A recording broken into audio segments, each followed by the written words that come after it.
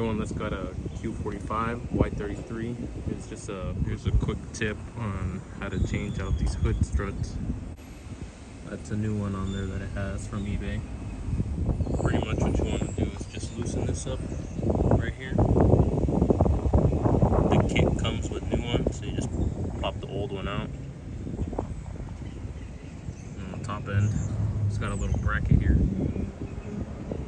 Just 3 10 mils. No need to pop them out or anything, just unbolt everything. Should come out in one piece like this. There's the original bottom bolt. Top one with the bracket. Go ahead and just separate these two.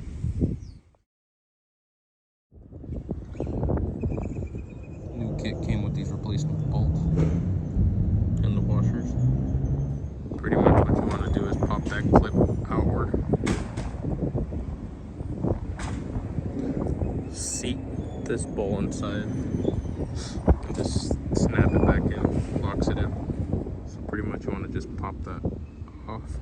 You don't gotta take it off all the way, but you can if you need to.